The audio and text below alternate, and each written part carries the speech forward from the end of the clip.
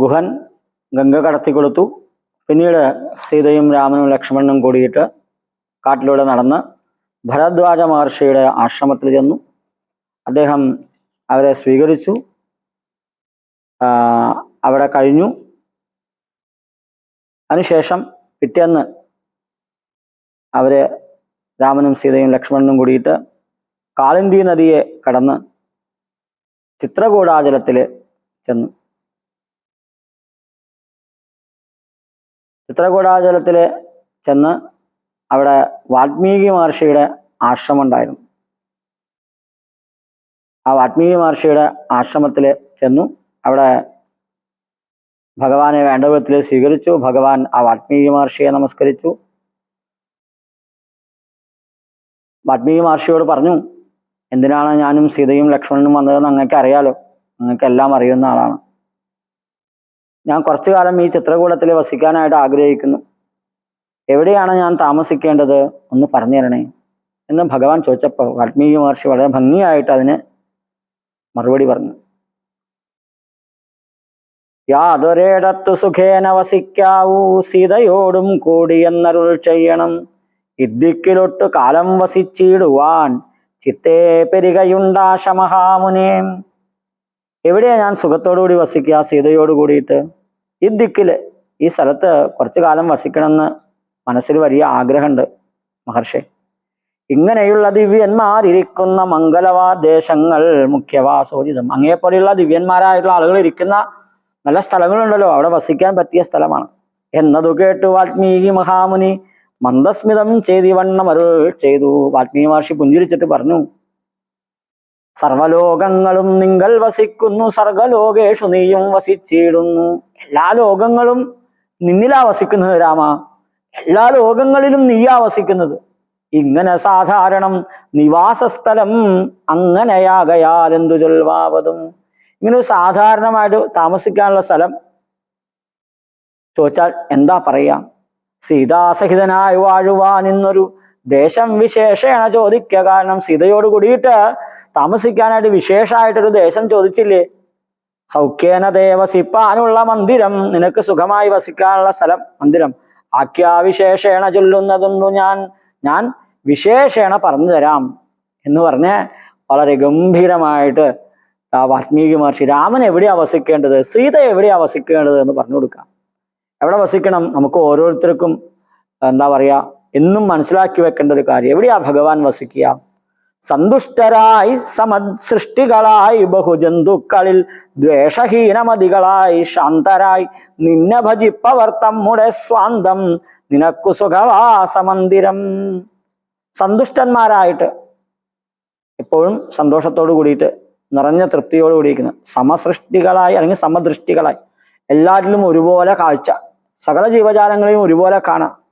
ബഹുജന്തുക്കളിൽ ദ്വേഷഹീനമതികളായി മറ്റ് ജീവജാലങ്ങളിലൊന്നും വിദ്വേഷമില്ലാത്തവരായിട്ട് ശാന്തരായിട്ട് സ്വസ്ഥരായി ശാന്തരായിരിക്കുന്ന നിന്നെ ഭജിപ്പവർ. അങ്ങനെയുള്ള ആളുകൾ ആരാണോ, അങ്ങനെയുള്ള ആൾക്കാർ നിന്നെ ഭജിക്കുന്നുണ്ടെങ്കിൽ അവരുടെ നിന്നെ ഭജിപ്പവർ തമ്മുടെ സ്വാന്തം, അവരുടെ സ്വന്തം ഉള്ളം നിനക്കു സുഖവാസമന്ദിരം, അവരെ സ്വന്തം അവരുടെ ഉള്ളിലാണ് നീ വസിക്കേണ്ടത്. സുഖമായി വസിക്കാനുള്ള മന്ദിരം.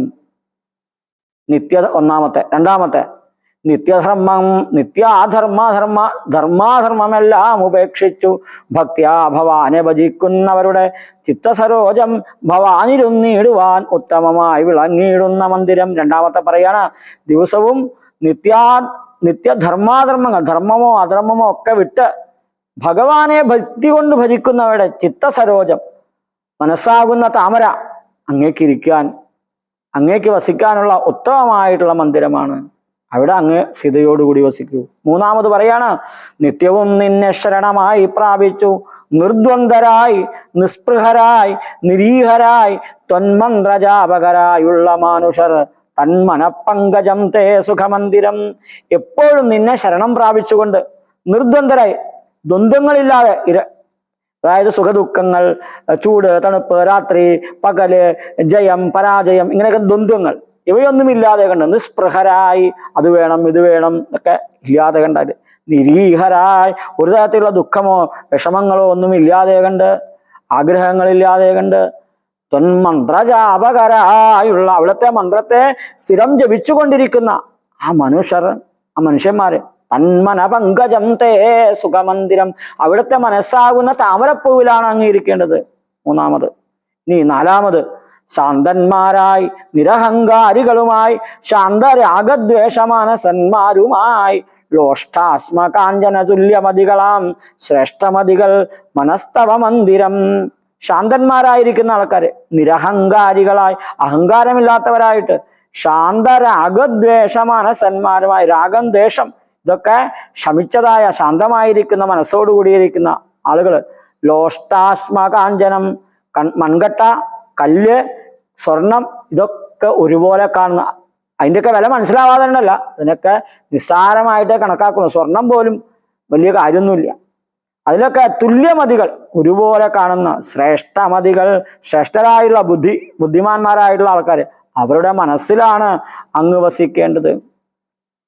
പിന്നെ അടുത്തത്, നിങ്ങൾ സമസ്ത കർമ്മങ്ങൾ സമർപ്പിച്ചു നിങ്ങളെ ദത്തമായോ ഒരു മനസ്സോടും സന്തുഷ്ടരായി മരുവുന്നവർ മാനസം സന്തതം തേ സുഖവാസായ മന്ദിരം. അവിടത്തിലെ ഭഗവാനിലെ എല്ലാ കർമ്മങ്ങളും സമർപ്പിച്ച് ഭഗവാനിലെ മനസ്സിനെ അർപ്പിച്ചുകൊണ്ട് സന്തുഷ്ടന്മാരായിട്ട് മരുവുന്നവർ മാനസം, അങ്ങനെ കഴിയുന്ന ആൾക്കാരെ മനസ്സ് സന്തതം എല്ലായ്പ്പോഴും തേ സുഖവാസായ മന്ദിരം, അവിടത്തേക്ക് വസിക്കാനുള്ള മന്ദിരമാണ്.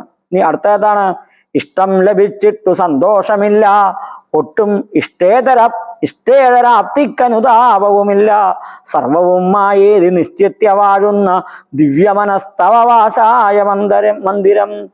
ഇഷ്ടം ലഭിച്ചിട്ട് സന്തോഷം, ഇഷ്ടമായിട്ടൊരു കാര്യം വന്നാൽ സ്വാഭാവികമായിട്ട് സന്തോഷം ഉണ്ടാവില്ല, അങ്ങനെയൊന്നുമില്ല. ഇനി ഇഷ്ടമില്ലാത്ത വന്നാലോ സങ്കടവും ഇല്ല. സർവവും മായേതി, മായായത് ഇതെല്ലാം മായയാണ് എന്ന് ഉറപ്പിച്ചു വാഴുന്നതായിട്ടുള്ള വിചാരിക്കുന്ന ദിവ്യന്മാര്, അവരെ മനസ്തവവാസായ മന്ദിരം, അവരുടെ മനസ്സിലാണ് അങ്ങ് ഇരിക്കേണ്ടത്. ഇപ്പോ ഇവിടെ 6ഓളം സ്ഥലങ്ങൾ പറഞ്ഞു. പക്ഷെ ഈ സ്ഥലങ്ങളൊക്കെ എന്താണ്? നമ്മുടെ ഒത്തിരി മനസ്സാണ്. ആദ്യത്തേല് പറഞ്ഞു സ്വാന്തം നിന സുഖവാസായ, ഒരു അന്ധക്കരണമാണ് വസിക്കാനുള്ളവർ. രണ്ടാമത് പറഞ്ഞു ചിത്തസരോജം വിളങ്ങി അവിടത്തേക്ക് ഇരിക്കാനുള്ള മന്ദിരം എന്ന് പറഞ്ഞു. മൂന്നാമത് പറഞ്ഞു തൻ മനപ്പങ്കജം, അവിടുത്തെ അങ്ങനെയുള്ള ആളുകളുടെ മനസ്സാകുന്ന താമരയാണ്. നാലാമത് പറഞ്ഞു ശ്രേഷ്ഠമതികൾ മനസ്തവമന്ദിരം, ശ്രേഷ്ഠന്മാരായ ആളുകളുടെ മനസ്സിലാണ് വസിക്കേണ്ടത് പറഞ്ഞു.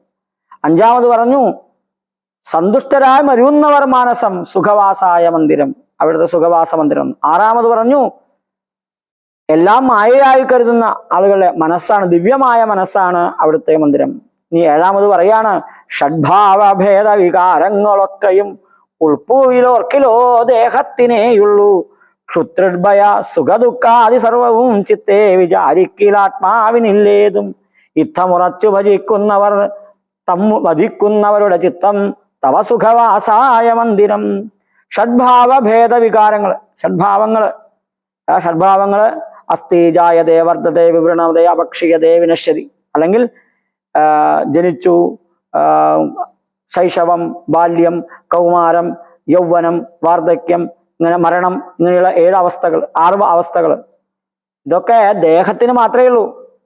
ക്ഷുത്ര വിശപ്പ്, ദൃഢ ദാഹം, ഭയം, സുഖം, ദുഃഖം ഇതൊക്കെ ആലോചിക്കുകയാണെങ്കിൽ എന്താണ്? ദേഹത്തിനേ ഉള്ളൂ, ആത്മാവിനില്ല. ഇങ്ങനെ ഉറച്ച് ഭജിക്കുന്ന ചിത്തം തവ സുഖവാസായ മന്ദിരം, അവരുടെ മനസ്സ് അങ്ങേക്ക് വസിക്കാവുന്ന മന്ദിരമാണ്. ഇനി 7 എന്നിട്ട് യാതൊരുത്തൻ ഭവന്തം പരം ചിദ്ഗനം വേദസ്വരൂപം അനന്തമേകം സദാം വേദാന്തവേദ്യമാദ്യം ജഗത്കാരണം നാദാന്തരൂപം പരബ്രഹ്മമച്യുതം സർവഗുഹാശയസ്ഥം സമസ്താധാരം സർവഗതം പരമാത്മാനമലേപകം വാസുദേവം വരദം വരേണ്യം ജഗദ്വാസിനാമാത്മന കാണുന്നതും സദാ തച്ഛജിത്തേ ജനകാത്മജയാ സമം നിസ്സംശയം വസിച്ചിടുക ശ്രീപദേ. അടുത്ത 8-ാമത്തേൽ പറയാണ് ആരാണോ അങ്ങയുടെ പരമമായിട്ടുള്ള ആ ചൈതന്യമായിട്ടുള്ള ഘനീഭവിച്ചതായിട്ടുള്ള ആ സ്വരൂപത്തെ, അനന്തമായിട്ടുള്ള അതിനെ, ഏകമായിട്ടുള്ളതിനെ സദാ എല്ലായ്പ്പോഴും വേദാന്ത വേദ്യമായിട്ട് വേദാന്ത വാക്യങ്ങളെ കൊണ്ട് അറിയേണ്ടതായിട്ടുള്ള അങ്ങയെ, ജഗത്തിന് കാരണമായിട്ടുള്ള അങ്ങയെ, എല്ലാറ്റിനും ആദിയും അന്തവും ഇല്ലാത്ത രൂപമായിട്ടുള്ള ഓങ്കാരസ്വരൂപമായിട്ടുള്ള അങ്ങയെ, ആ പരബ്രഹ്മമായിട്ടുള്ള അച്യുതനായിട്ടുള്ള അങ്ങയെ, എല്ലാ ജീവജാലങ്ങളിലും ഇരിക്കുന്ന അങ്ങയെ, എല്ലാറ്റിനും ആധാരമായിട്ടുള്ള അങ്ങയെ, എല്ലായിടത്തും നിറഞ്ഞു നിൽക്കുന്ന വ്യാപിയായിട്ടുള്ള അങ്ങയെ, സർവഗതനായിട്ടുള്ള അങ്ങയെ, ആ പരമാത്മാവായിട്ടുള്ള ഒന്നും പറ്റാതെ രണ്ടാമതൊന്നും ഇല്ലാത്ത അലേപകനായിട്ടുള്ള അങ്ങയെ, വാസുദേവനായിട്ട്, വരദനായിട്ട്, വരത്തെ നൽകുന്നവനായിട്ട്, വരേണ്യനായിട്ട്, ഏറ്റവും ശ്രേഷ്ഠനായിട്ടുള്ള ജഗദ്വാസികളുടെ ഒക്കെ, ജഗത്തിൽ വസിക്കുന്നവരുടെയൊക്കെ ആത്മാവായിരിക്കുന്ന അങ്ങനെ എല്ലാറ്റിനെയും അങ്ങനെ മനസ്സിലാക്കുന്ന ആളുകൾ, തസ്യചിത്തെ, അങ്ങനെയുള്ള ആളുകളുടെ മനസ്സിൽ ജനകാത്മജയാ സമം സീതയോട് കൂടിയിട്ട് നിസ്സംശയം വസിച്ചിടുക ശ്രീപദേ, സംശയമില്ലാതെ അങ്ങ് കഴിയണം ശ്രീപദേ ലക്ഷ്മീദേവിയുടെ ഭർത്താവേയും. ഇനി അവസാനത്തെ 9ാമത്തെ സന്തതാഭ്യാസ സദൃഢീകൃത ചേതസാം സന്തതം ത്വൽപാദസേവാരതാത്മനാം സന്തതം ത്വന്നാമ മന്ത്രജപശുചി സന്തോഷചേതസാം ഭക്തിദ്രവാത്മനാം അന്തർഗതനായി വസിക്ക നീ സീതയാ ചിന്തിത ചിന്താമണേ ദയാവാരിതേ. സന്തത അഭ്യാസ സദൃഢീകൃത ചേതസാം, എപ്പോഴും നിരന്തരമായ അഭ്യാസങ്ങളെ കൊണ്ട് മനസ്സിനെ വേണ്ട വിധത്തില് ഉറപ്പിച്ച ആൾക്കാർ, എപ്പോഴും അവിടുത്തെ പദത്തെ സേവിക്കുന്ന ആൾക്കാർ, അതിൽ മുഴുകുന്ന ആൾക്കാർ, എപ്പോഴും അവിടുത്തെ നാമമന്ത്രത്തെ ജപിച്ച്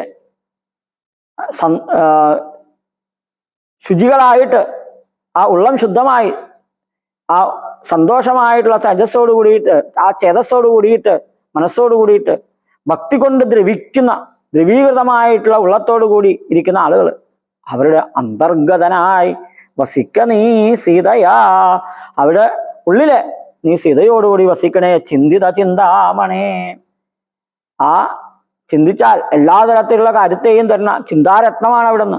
അങ്ങനെയുള്ള ഭഗവാനെ, ദയാവാദിയായ ഭഗവാനെ അങ്ങ് സീതയോടുകൂടി അവിടെ വസിക്കണേ. ഇങ്ങനെ 9 തരത്തില് ഭഗവാന് വസിക്കാനായിട്ടുള്ള സ്ഥലത്തെക്കുറിച്ച് പറഞ്ഞു. ഈ 9ഉം നമ്മുടെ ഉള്ളമാണ്, നമ്മുടെ മനസ്സാണ്, നമ്മുടെ ഹൃദയത്തിലാണ് രാമൻ ഇരിക്കേണ്ടത്. രാമൻ ഓരോരുത്തരെയും ഉള്ളിലിരിക്കേണ്ട ആളാണ് എന്ന് പറഞ്ഞ് ആ വാൽമീകി മഹർഷി രാമന് ആ വാസസ്ഥാനത്തെ വിശേഷമായി പറഞ്ഞുകൊടുത്തു എന്നുള്ള ചരിത്രത്തെ കണ്ടു.